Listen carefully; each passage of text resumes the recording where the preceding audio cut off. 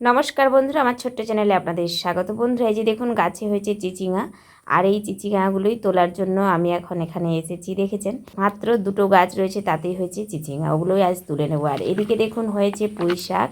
পুঁই শাকগুলো খাওয়া হয়নি, তাই কীরকম লাল হয়ে যাচ্ছে। ছাদ বাগানে প্রচুর পুঁই শাক হয়েছে, যদিও নিচের বাগানের পুঁই শাকগুলোই খেতে পারি না, তাই ছাদ বাগানেরগুলো কিভাবে তুলবো, তাই গাছগুলো এমনি রয়ে গেছে। এখানে দেখুন ভেড়ির গাছ, ছাদ বাগানে গাছ লাগায়নি, তারপরেও দেখুন কত গাছ হয়ে গেছে।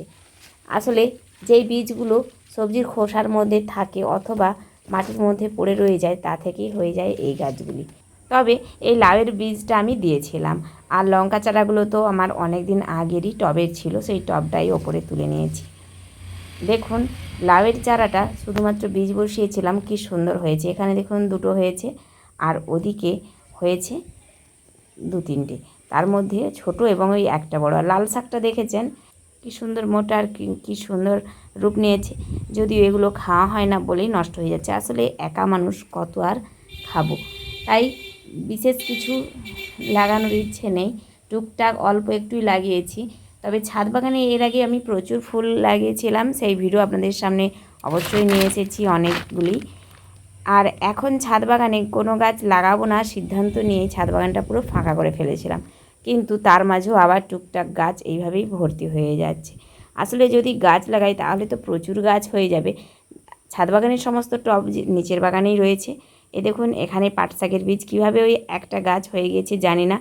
আমি যে নিচের বাগান থেকে মাটিটা এই ছাদ বাগানের টবগুলো ভর্তি করি, নিচের বাগান থেকে মাটি নিয়ে এসে, সেই নিচের বাগানেই কিন্তু প্রচুর পরিমাণে বীজের দানা পড়ে থাকে। আসলে নিচের বাগানে তো গাছগুলো রয়েছে, তা থেকেও বীজ পড়ে, এবং আমিও মাঝে মাঝে কিছু বীজ নিচের বাড়িতে ছড়িয়ে দিই, তা সেখানেই এভাবে কিন্তু হয়ে যায় কিছু চারা, সেখানেও আপনা আপনি হয়ে যায় অনেক শাকের চারা। আর এখানেও দেখুন সেই মাটি এসেই মাটির মধ্যে যে বীজগুলো পড়ে থাকে তাতেই আপনা থেকে হয়ে যায়। যে পুঁই শাক, এর আগে শীতকালে আপনাদের দেখিয়েছিলাম প্রচুর পুঁই মেজরি হয়েছিল, পাকা পুঁই মেজরিও ছিল। মাটিতে যে পুঁই মেজরিগুলো পড়ে যায় তাতে আপনা থেকেই কিন্তু পুঁই শাক হয়ে যায়। আমাদের গ্রাম বাংলায় এইসব শাকগুলো কিন্তু লাগানোর প্রয়োজন হয় না, একবার যদি আপনি লাগিয়ে থাকেন সেখানেই কিন্তু বছরের পর বছর আপনা থেকে হয়ে যায়। দেখুন তরমুজের গাছটিও কিন্তু আমি লাগাইনি, তরমুজ খেয়ে খোসাগুলোকে এই ছাদ বাগানে ড্রাগনের টবের মধ্যে ফেলেছিলাম। হ্যাঁ বন্ধুরা, এখানে সবগুলোই কিন্তু আমার ড্রাগনের টব। আসলে এই যে বালতিগুলো আপনারা দেখছেন, এর মধ্যে কিন্তু ড্রাগনেরই চারা রয়েছে, আর ড্রাগনের চারাগুলোকে ছাপিয়ে এখন দেখুন তার মধ্যে হয়েছে কত রকমের শাকের চারা। ওই যে বললাম না, কুমড়োর শাকগুলো একইভাবে কুমড়োর বীজের দানা পড়ে গিয়েছে, আনাজের খোসার মধ্যে ছিল, আর তাতেই হয়েছে কত কুমড়ো শাক। হয়ে যখন গিয়েছে তখন গাছগুলো তো আর মেরে দিতে পারি না। দেখেছেন ড্রাগনের গাছগুলোকে ছাপিয়ে কিভাবে হয়েছে শাকের গাছ। আর এই লাল শাকটার কথা কি বলবো, এ তো প্রচুর পরিমাণে বৃদ্ধি হচ্ছে। একটা মাত্র গাছ, আর তার ঝাড়টা এতটাই বড় আর এতটাই লম্বা ছিল যে ঝড়ে ওর ডগাটা ভেঙে গিয়েছে। তো আপনারা চাইলে যদি আপনারা শাকসবজি করতে চান, ছাদ বাগানে শাকসবজি করা কিন্তু ভীষণ সহজ। হ্যাঁ, ফুল অথবা ফলের গাছ করা যদিও বা একটু কঠিন হয়ে থাকে, শাকসবজির গাছ করা খুবই সহজ। এই দেখুন তার প্রমাণ, সজনে শাকের ডালটা পুঁতে দিয়েছিলাম, দেখুন কি সুন্দর সজনে শাক হয়েছে। এখান থেকে মন চাইলেই কিন্তু আমি দু একটা পাতা তুলে নিতে পারি। আর এই দেখুন এদিকেও হচ্ছে চিচিঙা, ওই যে দেখুন ড্রাগনের মাথার উপরেই কিন্তু ছোট ছোট দুটি চিচিঙা ধরেছে। এই যে চিচিঙার বীজ, এগুলো আমি বসাইনি, অনেক দিন আগের সেই শীতকালে চিচিঙা হয়েছিল এবং মাটির মধ্যে কয়েকটি বীজ সেটিরও পড়েছিল। আমি বুঝতেই পারিনি যে এই ড্রাগনের টবের মধ্যে এইভাবে চিচিঙা গাছটা হবে। ছোট্ট চারা হয়েছিল, তুলতে ইচ্ছা ছিল না, তাই রেখে দিয়েছিলাম। এখন সেখানেই দেখুন কী সুন্দর চিচিঙের গাছ হয়ে তাতে চিচিঙে ধরেছে।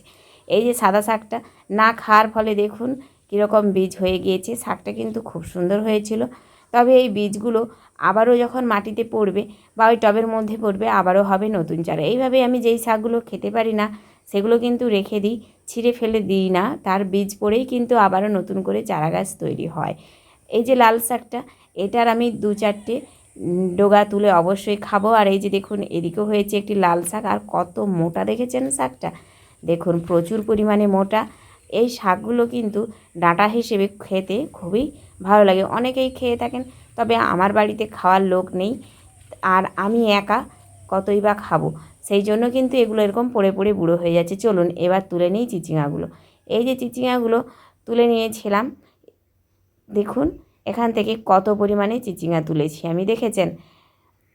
5টা চিচিঙ্গা তুলেছি আমি আমার ছাদ বাগান থেকে।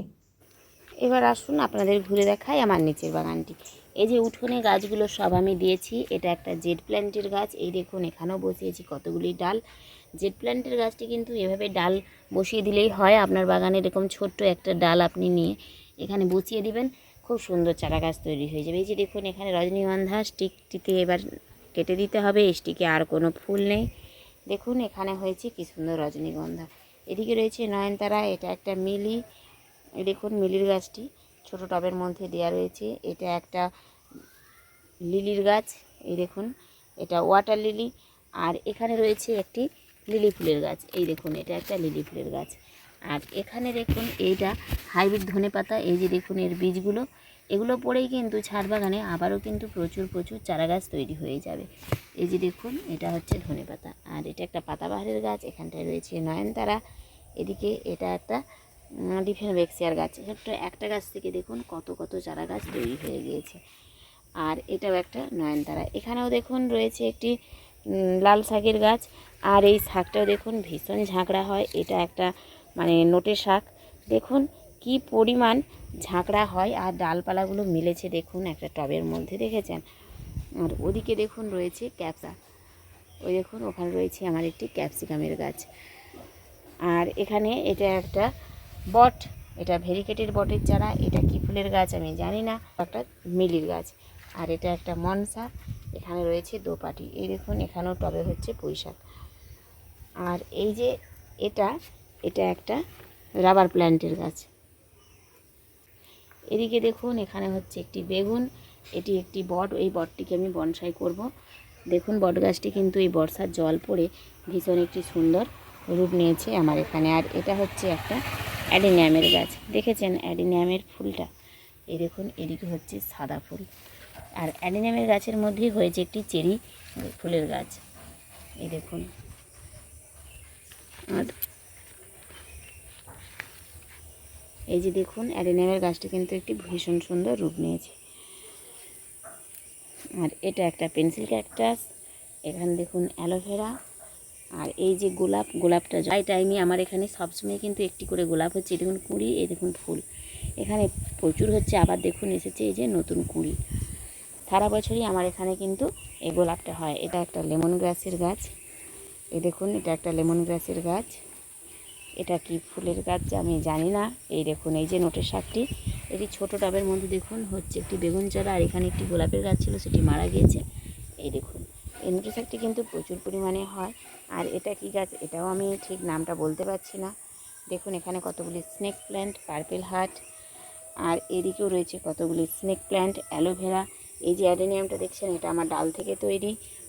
আর এদিকেও রয়েছে স্নেক প্ল্যান্ট, এখানে রয়েছে একটি বটের চারা। আর এই যে দেখুন এখানে একটি মনসা গাছ। এই মনসা গাছটা সত্যিই খুব সুন্দর একটি রূপ নিয়েছে। এবং একটা ছোট্ট ডাল বসিয়েছিলাম ওই ছোট্ট টবের মধ্যে, সেটা থেকেই হচ্ছে দারুণভাবে একটি মনসার গাছ। তো বন্ধুরা আজকের মতো আমার ভিডিওটি এখানেই শেষ করছি। আমার ভিডিওটি যদি আপনাদের ভালো লেগে থাকে লাইক কমেন্ট শেয়ার করবেন, আমার চ্যানেলটিকে সাবস্ক্রাইব করে আমার পাশে থাকবেন। আজ আসি, টাটা।